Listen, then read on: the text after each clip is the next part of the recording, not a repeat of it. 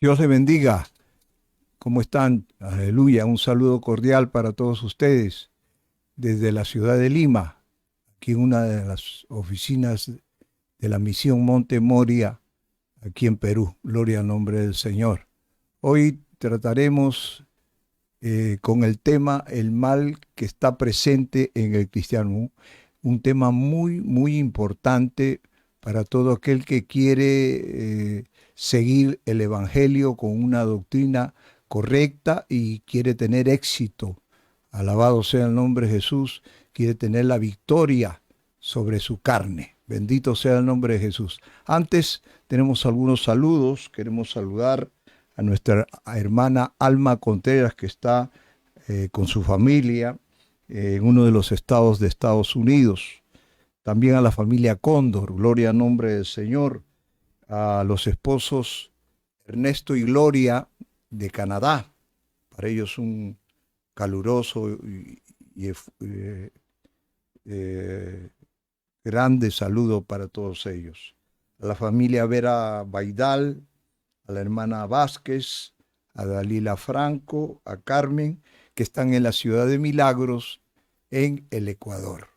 Gloria al nombre del Señor. Después de estos saludos, pues vamos a entrar a la enseñanza porque quiero invitarlos a todos los que, aleluya, se van a conectar porque es un importantísimo, aleluya, tema. Amén. Vamos a tratar este breve estudio, aleluya, y queremos que nos acompañen. Los invitamos para que nos acompañen. Bien, es importante reconocer que los cristianos tenemos una lucha que sostenemos con nosotros mismos. Gloria al nombre del Señor. El apóstol Pablo, guiado e inspirado por el Espíritu Santo, aborda este delicado tema para preparar y capacitar a la iglesia a fin de que reconozcamos esta confrontación espiritual y por medio de los consejos divinos logremos vencer y fortalecernos creciendo en nuestra vida en Cristo. En la carta que dirigió San Pablo a la iglesia de los romanos, en el capítulo 7, verso 14 al 24, el apóstol Pablo narra su propia experiencia. Es importante lo que Dios permitió que el apóstol Pablo escribiera en este caso.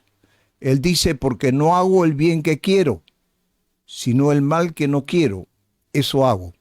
Y si hago lo que no quiero, ya no lo hago yo, sino el pecado que mora en mí. Así que, queriendo yo hacer el bien, hallo esta ley, que el mal está en mí, porque según el hombre interior, me deleito en la ley de Dios, pero veo otra ley en mis miembros, que se revela contra la ley de mi mente y que me lleva cautivo a la ley del pecado, que está en mis miembros. San Pablo termina este verso diciendo, miserable de mí, ¿quién me librará de este cuerpo de muerte? Alabado sea el nombre de Jesús. Pues Pablo, queridos hermanos y amigos, afirma en su carta a los romanos que había algo en los miembros de su cuerpo que él llama, que él identifica como su carne, como mi carne, dice, que produjo dificultad en su vida cristiana y le hizo prisionero del pecado. Eso es lo que él manifiesta. Martín Lutero, en su prólogo al libro de los Romanos, hizo un comentario sobre el uso de Pablo de la palabra carne. Él decía, Martín Lutero decía, tú no debes comprender carne, por lo tanto, como si solo fuera carne que está conectada con la falta de castidad. Pero Pablo usa carne de todo el hombre, el cuerpo, el alma, la razón y todas sus facultades incluidas, porque todo lo que está en él anhela y se esfuerza para la carne.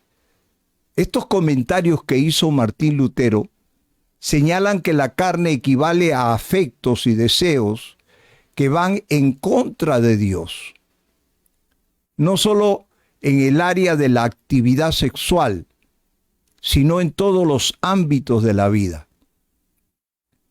Para lograr una sólida comprensión del término carne, es necesario, es imprescindible examinar su uso y definición en las Escrituras, como se manifiesta en la vida de los creyentes y los incrédulos, las consecuencias que produce y cómo puede ser superada en última instancia. Una definición de la carne la hallamos en la palabra griega en el Nuevo Testamento. La palabra carne es sark, un término que a menudo puede referirse en las Escrituras como el cuerpo físico. Sin embargo, el léxico griego, inglés del Nuevo Testamento y otra literatura cristiana temprana describe la palabra de esta manera: el cuerpo físico como entidad funcional en el pensamiento de Pablo, especialmente todas las partes del cuerpo, constituyen una totalidad conocida como la carne, que es dominada por el pecado a tal grado que donde esté la carne, todas las formas de pecado están igualmente presentes y ninguna cosa puede vivir. La Biblia aclara que la humanidad no empezó así. Lo digo porque muchos ateos, muchos incrédulos, ¿no?, refutan el hecho de la creación, ¿no? Si Dios conocía que el hombre iba a pecar, ¿por qué, no? ¿Por qué lo creó?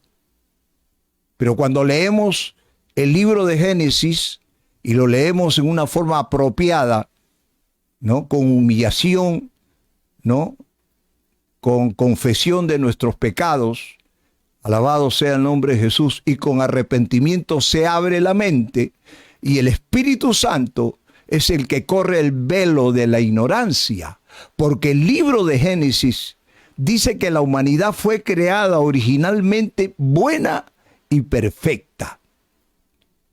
Dijo Dios: hagamos al hombre a nuestra imagen, conforme a nuestra semejanza. Y creó Dios al hombre a su imagen. A imagen de Dios los creó. Varón y hembra los creó. Esto está en Génesis capítulo 1, verso 26 y 27. Porque claro está, Dios es perfecto. Y porque, aleluya, un efecto siempre representa su causa en esencia.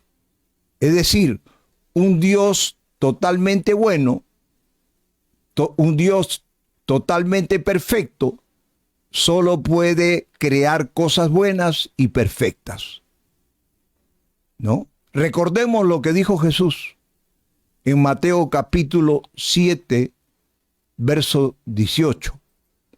Él compara y dice: un buen árbol no puede producir fruto malo.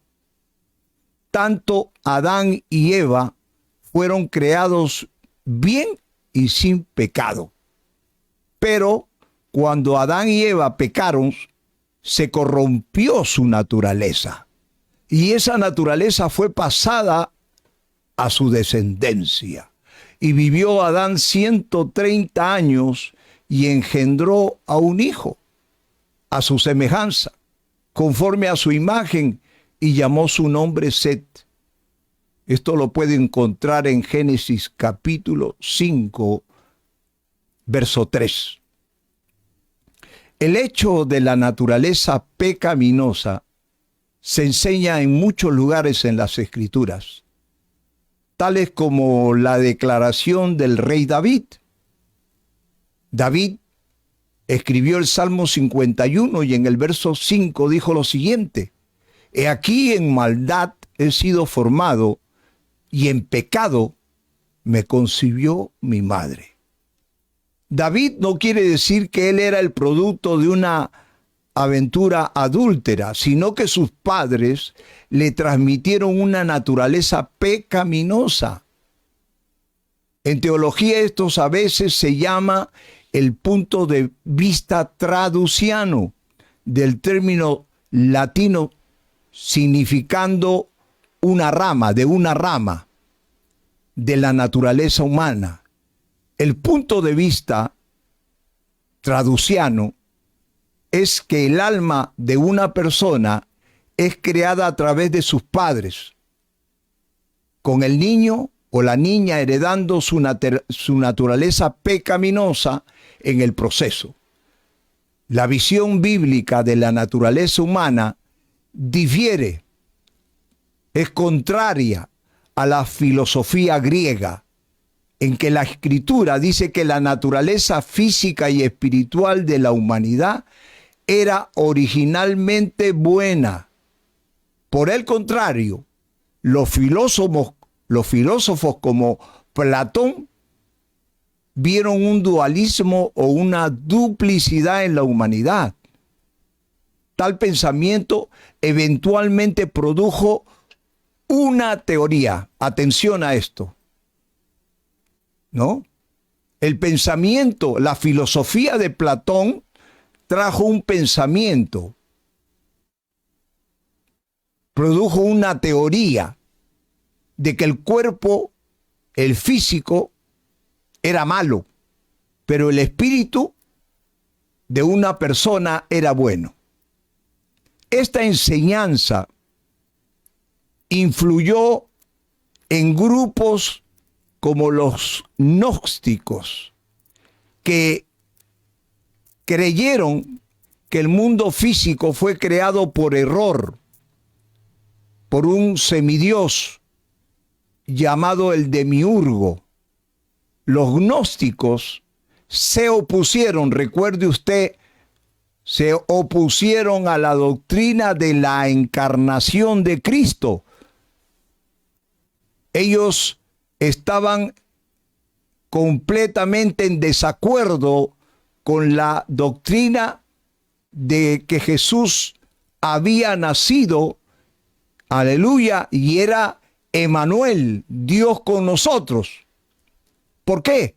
Porque creían que Dios nunca tomaría una forma física, ya que el cuerpo era malo. El apóstol Juan encontró una forma de esta enseñanza en su día y advirtió contra esa enseñanza. Y dijo lo siguiente: amados, no creáis a todo espíritu, sino probad los espíritus si son de Dios, porque muchos falsos profetas han salido por el mundo. En esto conoced el Espíritu de Dios. Todo espíritu que confiesa que Jesucristo ha venido en carne es de Dios.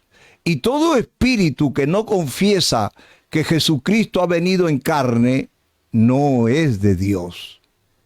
Y este es el espíritu del anticristo. Vea usted al apóstol Juan identificando al personaje llamado el anticristo, el cual vosotros habéis oído que viene, dice, y que ahora ya está en el mundo. Ese es en el tiempo de los apóstoles, hace más de 2000 años. Juan en su primera carta, en el capítulo 4, verso 1 a 3, dijo todo esto. Hablando más de los gnósticos, ¿qué más enseñaron? Enseñaron que no importaba lo que una persona hiciera en su cuerpo, puesto que el espíritu era lo único que importaba. Este dualismo platónico tuvo el mismo efecto en el primer siglo como lo hace hoy en día. Conduce al término y a costumbre, aleluya, del ascetismo o el libertinaje, ambos de los cuales la Biblia condena. En el año 1986, uno de estos falsos apóstoles enviado por Satanás creó un ministerio que se llamó el Ministerio Internacional Creciendo en Gracia. Este señor se llamó, aleluya, el apóstol José Luis de Jesús de Miranda. Esa iglesia que él fundó con esta doctrina falsa, la creó en 1986 en Puerto Rico.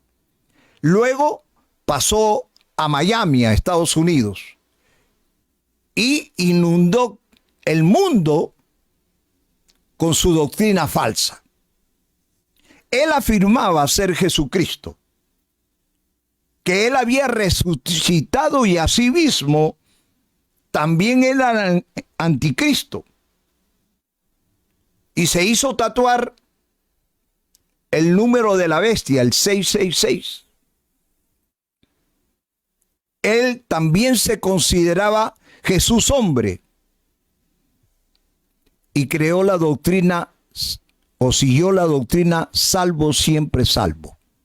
Él decía que cuando pecaba, lo que pecaba era su carne, por lo tanto no era culpable, porque el espíritu, aleluya, no cometía el pecado. O sea, el que recibía a Cristo pecaba, volvía a pecar y ya no tenía condenación, porque le echaban la culpa a la carne, no al espíritu. Mire el engaño, mire la forma de entender la Biblia en una forma incorrecta, por supuesto, llevada a una herejía a tal modo que muchos se perdieron. Nosotros aquí en Perú decíamos a esa denominación que se llamaba Creciendo en Gracia, nosotros decíamos estos crecieron en desgracia o para su desgracia. A su nombre gloria. En la Biblia encontramos en el libro de Colosenses capítulo 2 verso 23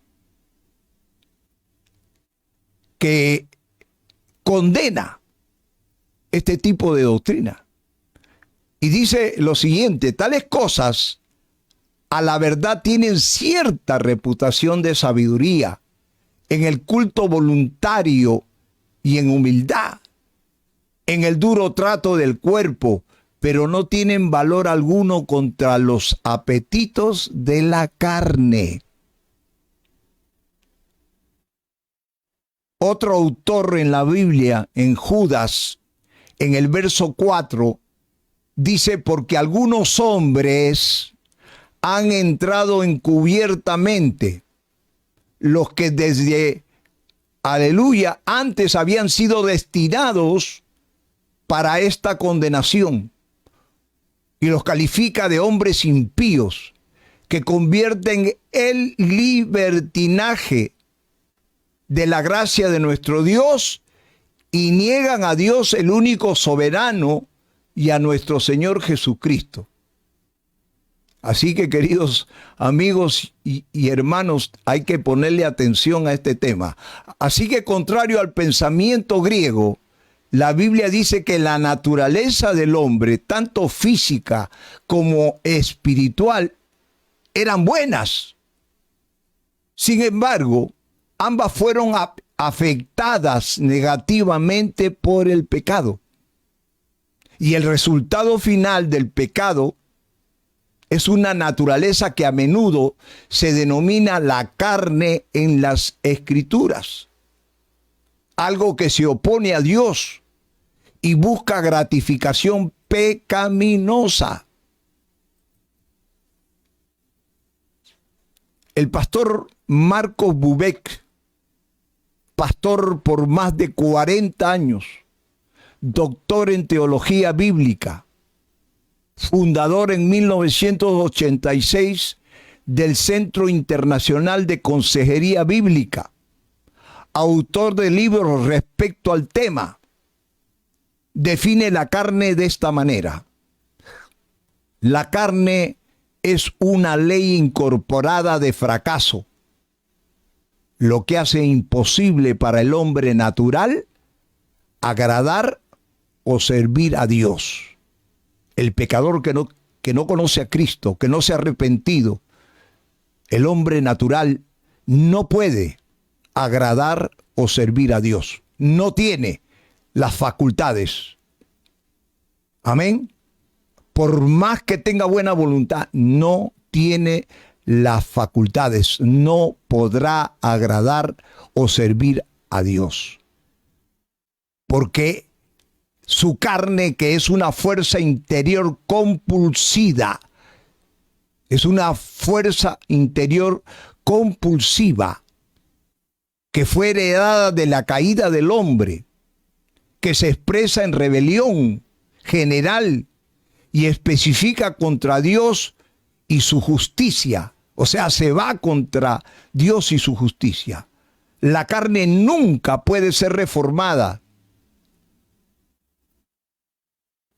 La ley de la carne no puede escapar de su ejecución total y su sustitución por una nueva vida en el Señor Jesucristo. Reconozcamos que la manifestación y lucha con la carne se manifiesta en los seres humanos de la siguiente forma. La Biblia responde a la pregunta de esta manera: y manifiestas son las obras de la carne, que son adulterio, fornicación, inmundicia, lascivia, idolatría, hechicerías, enemistades, pleitos, celos, iras, contiendas, disensiones, herejías, envidias, homicidios, borracheras, orgías y cosas semejantes a estas, acerca de las cuales os amonesto, como ya os lo he dicho antes, que los que practican tales cosas no heredarán el reino de Dios. Libro de Gálatas, capítulo 5, del 19 al 21. Tenemos ejemplos del resultado de la carne que son evidentes en el mundo. Consideremos los tristes hechos, por ejemplo, tomados de una encuesta reciente sobre el efecto de la pornografía en los Estados Unidos. Según el estudio, cada segundo en los Estados Unidos se gasta el promedio, cada segundo, de 3.075.064 dólares. Ese promedio se gasta en pornografía. Miles de usuarios, millones de usuarios en el Internet están conectados y viendo pornografía. Muchos millones de usuarios del Internet están escribiendo los términos de búsqueda en estos momentos para adultos, ¿no?, en estos temas de pornografía. Y cada 39 minutos un nuevo video pornográfico está siendo creado en los Estados Unidos. Increíble, ¿verdad? Dichas estadísticas subrayan la declaración hecha por el profeta Jeremías miles de años, cientos de años antes de que esto sucedía. El profeta Jeremías dijo lo siguiente: engañoso es el corazón más que todas las cosas y perverso. ¿Quién lo conocerá? Libro de Jeremías, capítulo 17, verso 9. Las consecuencias de la carne, aleluya, es decir, ¿qué dice la Biblia cuando, aleluya, el vivir en la carne produce una serie de consecuencias desafortunadas? En primer lugar, la Escritura declara que aquellos que viven según la carne y que no desean cambiar o arrepentirse de su conducta pecaminosa, experimentarán la separación de Dios en esta vida y en la siguiente. A su nombre, gloria. El mismo Pablo reescribió en Romanos capítulo 6, verso 21,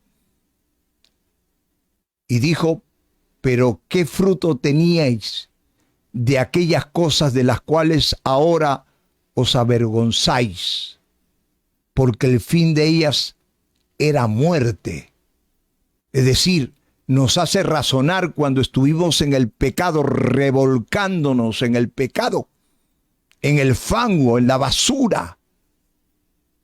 Y ahora, lógicamente, nos avergonzamos, porque sabemos que el fin de ellos, si no nos hubiéramos arrepentido, después de la muerte era el castigo eterno en el infierno. Gloria al nombre de Jesús. También el apóstol escribió una advertencia: porque si vivís conforme a la carne, moriréis. Mas si por el Espíritu hacéis morir las obras de la carne, viviréis. Romanos capítulo 8, verso 13. No os engañéis, dice la Biblia. Dios no puede ser burlado, pues todo lo que el hombre sembrare, eso también segará. Porque el que siembra para su carne, de la carne segará corrupción. Mas el que siembra por el Espíritu, para el Espíritu del Espíritu, segará vida eterna. Hay hombres, y voy a poner en particular este tema, que están en el pecado de adulterio y no saben el daño trágico y terrible que están haciendo a su familia. Cómo permiten que los demonios destruyan a sus hijos, a su esposa. Cómo se va el respeto y la consideración. Cómo pierde el hombre la autoridad ante sus hijos, ante su familia. Y también esa persona se convierte en un esclavo de su naturaleza carnal y pecaminosa. La Biblia dice: ¿no sabéis que si os sometéis a alguien como esclavos para obedecerles, sois esclavos de aquel a quien obedecéis? Sea del pecado para muerte, o sea de la obediencia para justicia. Esto está en Romanos capítulo 6, verso 16. Y explicamos que la carne es una esclavitud que siempre conduce a un estilo de vida destructivo y a una conducta deteriorada, como manifiesta el profeta Oseas, que dice: porque sembraron viento y torbellino, segarán. Oseas capítulo 8, verso 7. El hecho es que obedecer a la carne siempre resulta en quebrar la ley moral de Dios. Sin embargo, en un sentido muy real, una persona nunca puede romper la ley moral de Dios. aunque sin duda puede desobedecerla. Por ejemplo, una persona puede subir en un tejado, en un techo, atar un cabo alrededor de su cuello y saltar desde ese techo, con la esperanza de romper la ley de gravedad. Sin embargo, pronto aprenderá que no puede volar. Él no puede violar la ley de la gravedad y lo único que se rompe al final es el mismo, mientras prueba la ley de la gravedad en el proceso. Lo mismo es cierto de las acciones morales. Una persona puede desobedecer la ley moral de Dios a través de una vida carnal, lujuriosa, pecaminosa, pero solo probará que la ley moral de Dios es verdadera por quebrantarse a sí misma, de alguna manera, por su propio comportamiento, venciendo la carne. La Biblia proporciona un proceso de 3 pasos para vencer la carne y restaurarse a una relación correcta con Dios. El primer paso es un camino de honestidad, donde una persona reconoce su comportamiento pecaminoso delante de Dios. Esto implica estar de acuerdo con lo que dice la Biblia acerca de todos los nacidos de padres humanos.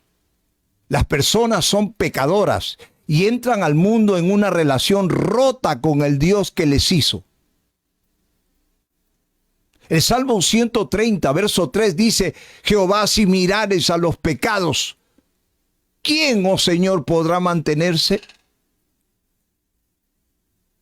Y luego también la Biblia nos dice, aleluya, si decimos que no tenemos pecado, nos engañamos a nosotros mismos y la verdad no está en nosotros.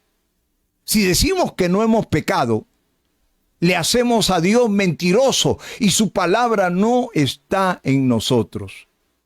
El apóstol Juan escribe en su primera carta, en el capítulo 1, versos 8 y 10.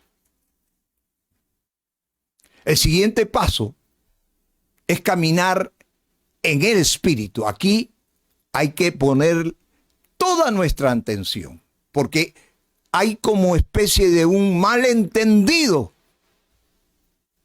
en este tema del espíritu y la carne. Por eso quiero que tú pongas atención. El siguiente paso es caminar en el espíritu. ¿Y qué implica esto?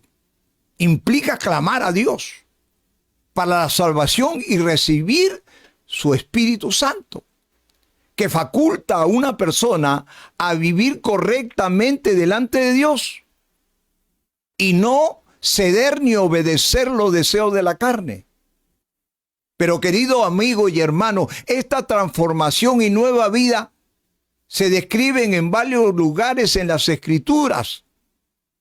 Pablo dice, aleluya, lo siguiente: con Cristo estoy juntamente crucificado, y ya no vivo yo, mas vive Cristo en mí, y lo que ahora vivo en la carne, lo vivo en la fe del Hijo de Dios, el cual me amó y se entregó a sí mismo por mí. Esto lo escribió Pablo en el libro de Gálatas, capítulo 2, verso 20. Así también, vosotros consideraos muertos al pecado, pero vivos para Dios en Cristo Jesús, Señor nuestro. ¿Dónde lo dice? Romanos capítulo 6, verso 11.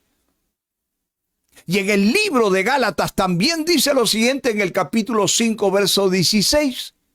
Digo pues, andad en el Espíritu y no satisfagáis los deseos de la carne. Porque todos los que habéis sido bautizados en Cristo, de Cristo estáis revestidos. Gálatas capítulo 3, verso 27. Y en el mismo libro de Romanos, en su capítulo 13, verso 14, el mismo apóstol Pablo dice lo siguiente: vestíos del Señor Jesucristo y no proveáis para los deseos de la carne. En su libro de Efesios capítulo, en la carta a la iglesia de Éfeso, Efesios capítulo 5, verso 18, nos da un consejo, Pablo también. Dice, no os embriaguéis con vino, que esto produce disolución. Antes bien, sed llenos del Espíritu. A su nombre, gloria. Y ya el salmista, el rey David decía, en mi corazón he guardado tus dichos para no pecar contra ti. Salmo 119, verso 11. Y el último paso es un camino de muerte, así como tú lo escuchas, muerte, donde debemos tener control y dominio para que la carne muera de hambre con sus deseos y pasiones. Repito, tenemos que matar la carne, tiene que morir de hambre. No la dejemos que coma, aleluya, con deseos y pasiones, aleluya, que van contra las cosas de Dios. Aquí hay mucho que hablar. Hoy mismo, en muchas partes y en muchas iglesias, hay jovencitos y jovencitas que se están casando, se están matrimoniando por sus deseos y sus pasiones, porque no están haciendo la voluntad de Dios. Deseos y pasiones que no saben cómo luchar para dominarles, es decir, no reconocen ni conocen lo que es tener dominio propio. Eso va a traer consecuencias graves. Más adelante, tal vez ahora no, pero más adelante lo tendrán porque no esperaron el tiempo de Dios, sino que se dejaron manejar por sus deseos y sus pasiones. Ahora debemos de dejar claro que aun cuando una persona nace de nuevo por el Espíritu de Dios, escuche, esto es importantísimo. Él debe entender que aún posee, que aún retiene la vieja naturaleza con sus deseos que batallan con la nueva naturaleza y los deseos que provienen del Espíritu. Desde un punto de vista práctico, el cristiano debe evitar alimentar la vieja naturaleza carnal y en su lugar debe practicar nuevos comportamientos que deben y deberían de ser impulsados por el Espíritu. Y aquí vienen algunos consejos que Pablo le dio al joven Timoteo, que estaba preparando para ser un pastor, un siervo de Dios. Hoy, sin preparación, muchos jóvenes, muchos hombres se han lanzado, aleluya, a buscar el lugar que no corresponde porque no están preparados. Dice Pablo a Timoteo en su consejo, capítulo 6, verso 11, primera carta. Mas tú, hombre de Dios, huye de estas cosas, sigue la justicia, la piedad, la fe, el amor, la paciencia y la mansedumbre. Y en su segunda carta, capítulo 2, verso 22, al mismo Timoteo, como era joven, lo instruye y le aconseja y le dice, huye también de las pasiones juveniles. Pablo aconsejó a la iglesia de Corintios, que era una iglesia un poco movida, que andaba en la carne, alabado sea el nombre de Jesús, y les dijo, yo golpeo mi cuerpo y lo pongo en servidumbre, no sea que habiendo sido heraldo para otros, yo mismo venga a ser eliminado. ¿Qué significa esto? ¿Que Pablo agarraba un palo y se daba de golpes en el cuerpo? No. Él, aleluya, sabía dominar sus ojos, sus oídos, su boca, sus manos, sus pies, sus deseos. Y golpeaba, por supuesto, de esa manera espiritualmente su cuerpo para dominarlo, no para que la carne, aleluya, lo domine. Porque hay quienes todavía no han aprendido a dominar su carne y son títeres de sus pasiones, de sus deseos, y están cayendo y recayendo constantemente en el pecado. Arrepiéntanse, pero arrepiéntanse de corazón. El mismo Pablo, en la carta de Colosenses capítulo 3, verso 5, dice que hagamos morir lo terrenal en nosotros. ¿Y a qué se refería que hagamos morir?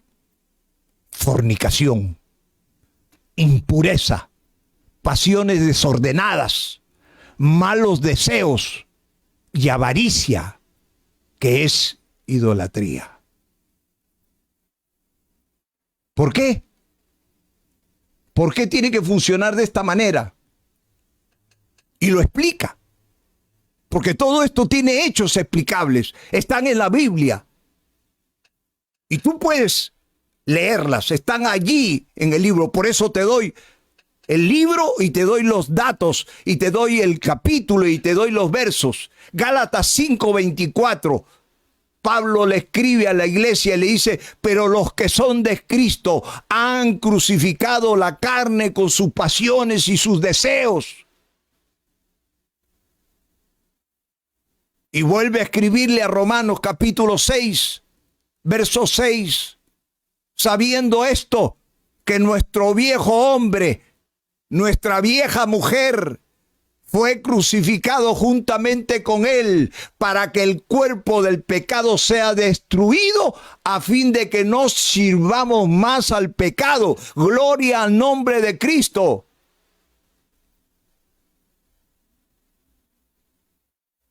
Y la Biblia también nos enseña, porque todo esto es doctrina.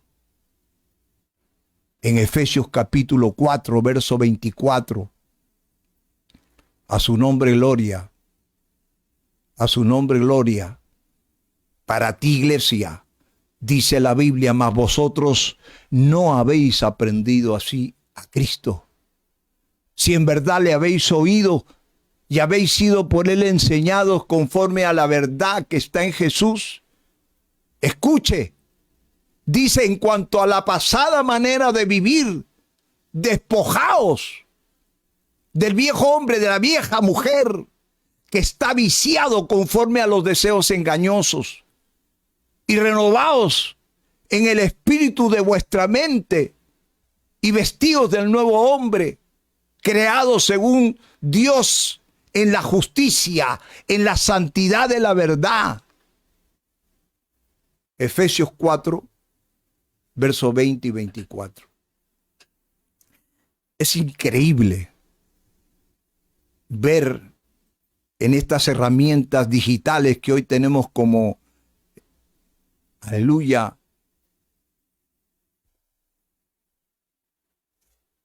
el YouTube, también, gloria al nombre del Señor, los que se usa últimamente para, digamos, informar, publicar,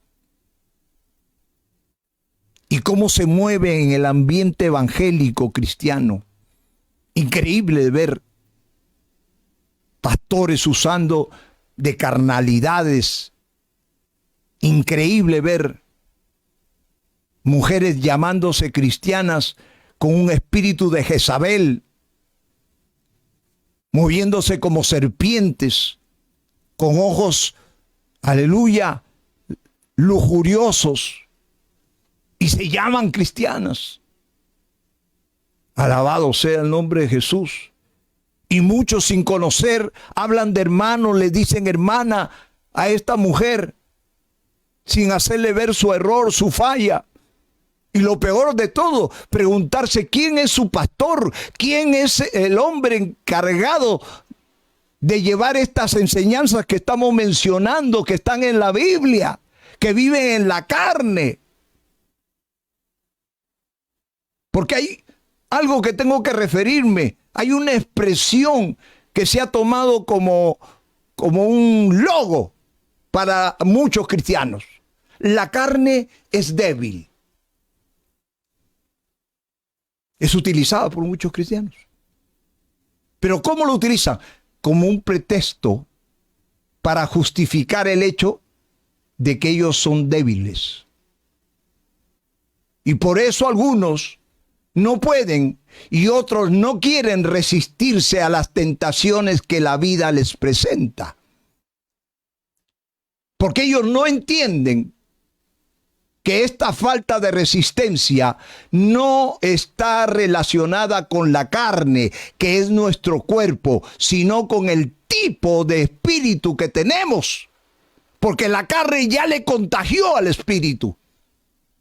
Y aclaremos de esta manera, no se trata de un espíritu maligno, sino de la persona misma, que es caracterizada por la forma en la que piensa, cómo se ve a sí misma y todo lo que la rodea y prioriza, entendiendo que todo esto afecta a las elecciones que hace y al cómo reacciona. Por eso esta frase a menudo es sacada de contexto. Fue dicha por el Señor Jesús, no para que sea utilizada como excusa, sino como aviso. El espíritu está dispuesto, pero la carne es débil. Y claro, los que están en la carne lo van a manejar a su manera para disculparse. Jesús lo dijo. Pero Jesús mencionó que la carne es débil y dijo que el espíritu está preparado para revelar que el espíritu de una persona es capaz de resistir cualquier tentación en la que se enfrenta. Y voy a poner un ejemplo. Si la carne es tentada a mentir, pero la persona tiene un espíritu sincero, él no va a mentir. Del mismo modo que si la carne es tentada a traicionar, pero la persona tiene un espíritu de fidelidad, es fiel, él no caerá en la infidelidad. Por esta razón, el Señor Jesús también dijo, el espíritu es el que da vida. La carne para nada aprovecha. Las palabras que yo os he hablado son espíritu y son vida. Juan capítulo 6, verso 63. Sin embargo, su palabra tan solo produce vida cuando el Espíritu de Dios se revela al espíritu de la persona. Qué importante, ¿verdad? ¿Vas comprendiendo? ¿Vas entendiendo lo que estamos compartiendo en esta noche? Y te voy a poner un ejemplo bíblico. Así es como Gedeón tuvo su primer cambio. Si tú has leído la historia de Gedeón, él dejó de ser un esclavo de las circunstancias de opresión que le rodeaban. Él, que no era solo el menor de Israel, sino que también se vio a sí mismo de esa manera cuando él permitió que la palabra de Dios entrara dentro de él, el espíritu de inferioridad y miedo salió y el espíritu de coraje entró. Veamos su expresión en Jueces capítulo 6, versos 14 y 15. Le dice al Señor, una vez más, perdón, Señor, pero ¿cómo voy a salvar a Israel si mi clan es el más pobre de toda la tribu de Manasés y yo soy el más pequeño de mi familia? Fíjese en qué condición estaba el hombre, el joven que Dios había llamado para que lo sirva, para una tarea. Cuando una persona decide escuchar lo que Dios dice, no solamente escucharla, sino le obedece, el mayor milagro sucede. Dios da un nuevo corazón, capaz de hacerle abandonar su propia voluntad por la de Dios. Y sella esta transformación dándole su Espíritu Santo. En otras palabras, ellos reciben la mente de Cristo, lo cual significa que ellos pensarán como Dios piensa. Desde ese momento dejan de ser, aleluya, carnales. Alabado sea el nombre del Señor. Bendito sea el nombre de Cristo. Queridos amados y hermanos, aleluya. En esta noche hemos llevado este mensaje, este breve estudio de la carne y el espíritu. Esperamos que te haya servido y que tú en esta hora tengas una visión más clara de las Escrituras. Y si tú estás todavía tomado por la carne, si tú todavía eres gobernado por la carne, seas libre a través de la palabra, seas libre hasta por el favor de Dios, porque Dios te ama. Y conoceréis la verdad, y la verdad os hará libres. Queremos orar por ti. Queremos orar por las familias. Queremos orar, aleluya, para que tú halles, aleluya, la verdad en la palabra de Dios y te refugies, aleluya, y busques el poder de Dios para que seas libre. Oremos. Padre, te damos gracias, Señor, en esta hora. Tu bendición a través de tu palabra, del mensaje, Señor, aleluya, para que tus hijos, tu pueblo que no entendía en algún momento, Señor, que estaba en derrota por la carne, hoy, Señor, aleluya, abra, Señor, aleluya, su corazón para que entre, Señor, aleluya, el poder de tu Espíritu a través de su palabra y puedas tener dominio propio, Señor, y dominar, Señor, aleluya, todos los deseos de su carne.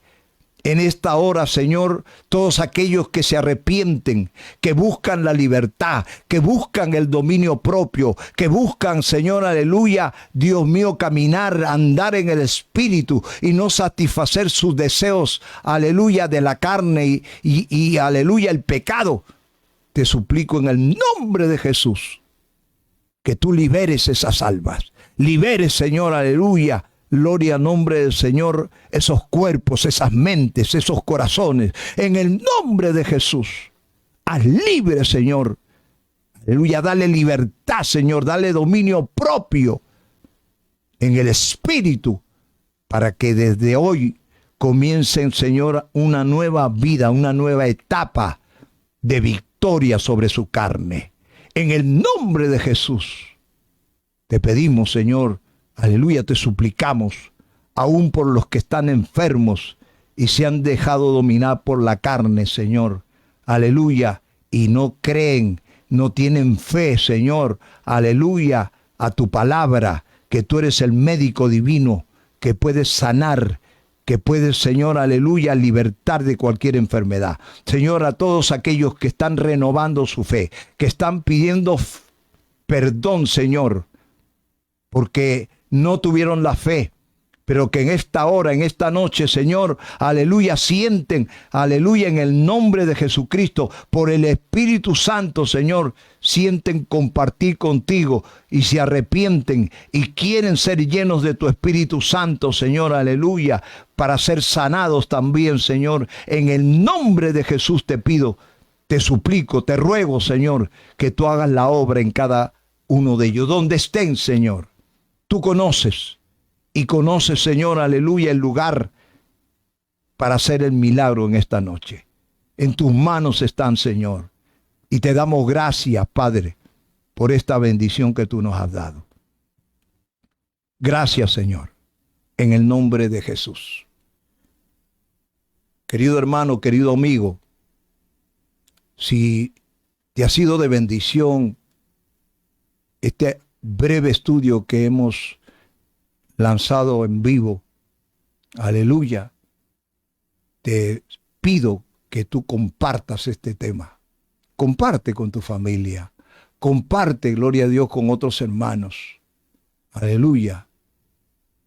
Seguiremos adelante con estos y otros temas hasta que Dios nos permita, hermanos. Que Dios los bendiga y que Dios los guarde también.